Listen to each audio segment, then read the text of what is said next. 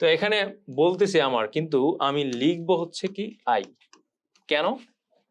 এই প্রয়োজন শব্দটার কারণে এখানে আই শব্দটার অর্থ হয়ে গেছে আমার, কিন্তু আই এখানে কিন্তু আমার শব্দটা দ্বারা আসলে নিজের অধিকারে কিছু আছে বা আমি কোনো কিছুর মালিক এমন কিছু বোঝাচ্ছে না। এই জন্য কিন্তু এখানে মাই শব্দটাকে ব্যবহার করা হচ্ছে না, বরং এখানে আমার দ্বারা আমি ব্যক্তিকে বোঝাচ্ছে, এই জন্য আই লিখতে হচ্ছে।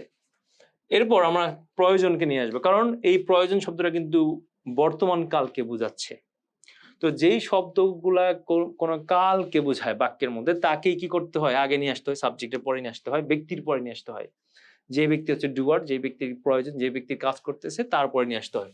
সুতরাং আমরা এখানে তাকে নিয়ে আসবো। তাহলে কি লিখবো? আই নিড, আমার প্রয়োজন। কি প্রয়োজন? রিপোর্টটা। তাহলে কি লিখবো? The report, right? I need the report. শুক্রবারের মধ্যে, এখানে বলে নাই কিন্তু শুক্রবারে। শুক্রবারে বললে আমরা বলতাম অন ফ্রাইডে, রাইট?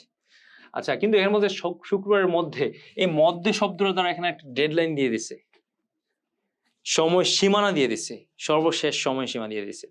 তো এই সর্বশেষ সময়সীমাকে বোঝানোর জন্য আমরা বাই শব্দটাকে ব্যবহার করি। আমরা সবাই জানি বাই শব্দের অর্থ দ্বারা, কিন্তু এখানে আমরা বাই শব্দ দ্বারা মানে কোনো সময়ের সীমানাকে বুঝিয়ে থাকি। তো সেক্ষেত্রে এখানে বাই ইউজ করতে হবে।